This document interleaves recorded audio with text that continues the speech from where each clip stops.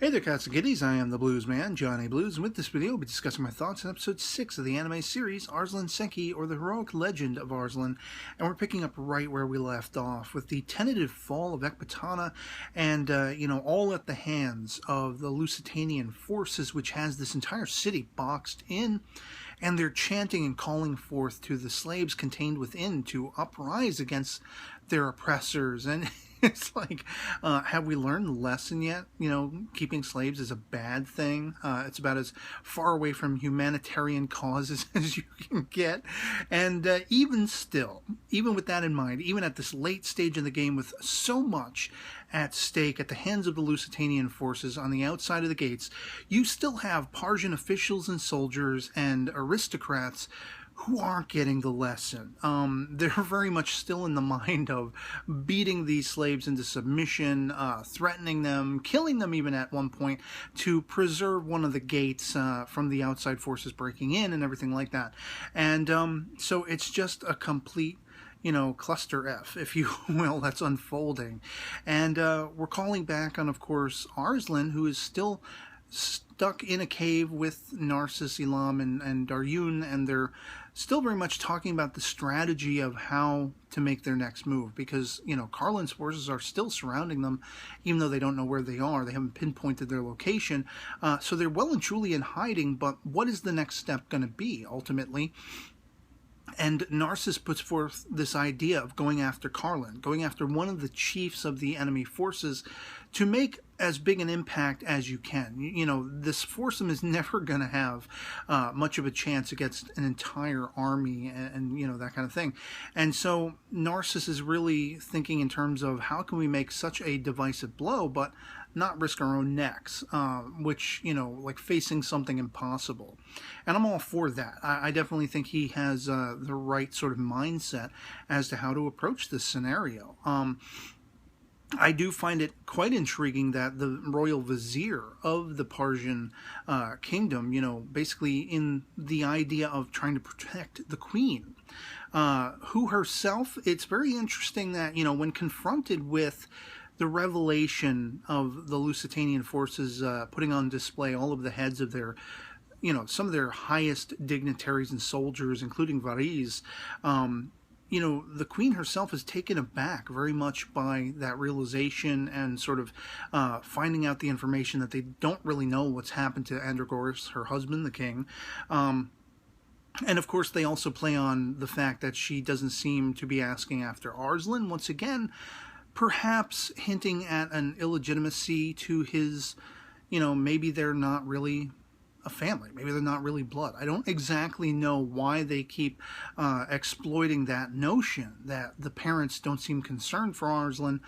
Who knows, how that's going to shape up eventually in the end, but she has had to remain very stoic for the sake of her people, even going to the extent of listening to, Give in the last episode when he was debuted, playing music while the Lusitanian forces were wreaking havoc and trying to break into Ecbatana, in the previous episode.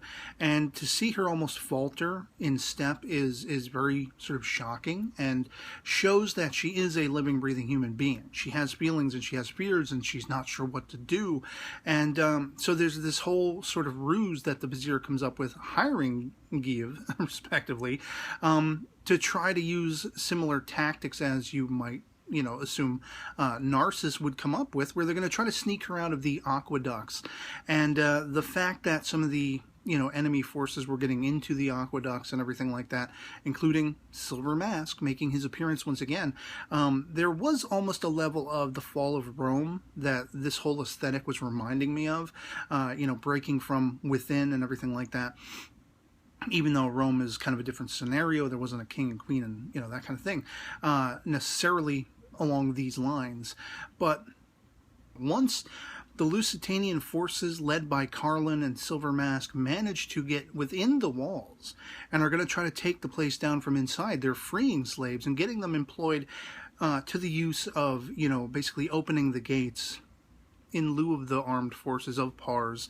And we even see, the one dude, you have two of them basically that you're following. One is Sam, and he is probably the most sort of loyal and trying to make good out of this scenario, trying to go protect the queen, and he is taken down effectively by Silver Mask, you know, basically right off to the side of Carlin himself.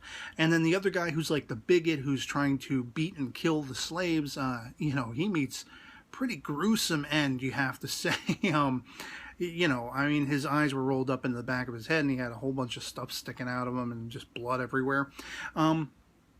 But, you know, basically by the end, it's like, what is the next step going to be? There is a call to a woman who is seeking justice. And I don't know if this is meant to be Queen Tahimine, you know, getting away.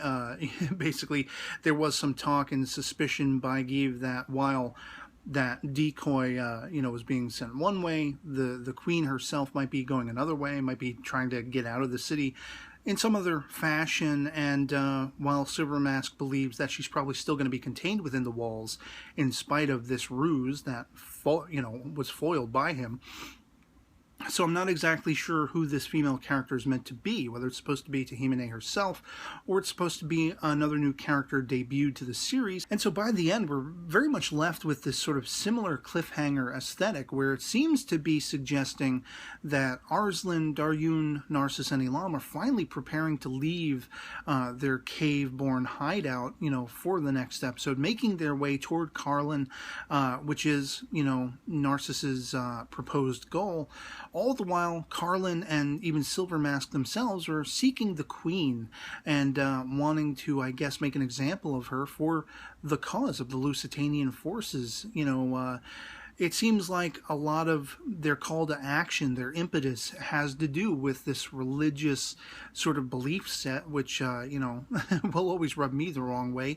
In an anime, in the real world, what have you, you know, the more supreme power being those who believe they are backed by a god and everything like that. And, you know, the question will remain, for me at least, what is the story with this female character? Is this Tahimine getting away by her own good graces? Is this female character meant to be someone who will be, if it's not Tahimine, you know, someone who will be integral to preserving the queen's safety, or becoming a force to be reckoned with on some level? Will Give, you know, will he go after the queen and save her and all this kind of stuff? It looks like there's, you know, just going to be a whole bunch of confrontations going on in the next episode.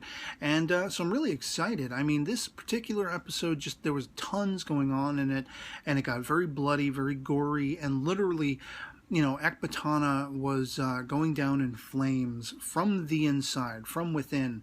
And no matter what, you know, sort of the heroic side or the good side, the people erring on the side of good from the viewer's point of view, it seemed like they didn't get too far along. You know, it was very much the enemies taking this episode, the Lusitanians taking this episode. So I'm just poised to, you know, be very inquisitive and very excited about what's going to happen next. I have no idea what's that, you know, what that's going to be. And I'd love to hear from you guys in the comments below what you thought of episode 6 of Arslan Senki, if you've seen it, and what your speculations are for the fate of the queen. Will she be taken down at the hands of the Lusitanians and Silver Mask? Will she get away? Will Arslan and his respective forces get there in time to, you know, face Carlin in some way, shape, or form? Will we see Daryun and Silver Mask, you know, sort of calling back to that sequence in the OP, having a sword battle? And I have to admit, too, with this particular episode, I loved that facing off going on between Silver Mask and Give, who very much held his own. And we see that Silver Mask is very much scarred, no pun intended, by flame. I believe this is something that led to his potential facial scars that, you know, leads him to wear that mask in the first place. It seemed like he was very shocked and sort of withdrawn as soon as Give exploded, you know, some fire in front of him, some flame in front of him, and even to the point where Carlin's kind of walking over to him and being like, "Are you okay?" You know, and he's like just annoyed. "Oh, get that mosquito out of here," with, you know, in respect to Give. But so yeah, otherwise that'll be pretty much it for me on this. Hope this video finds you well, and I'll catch you all later. Peace.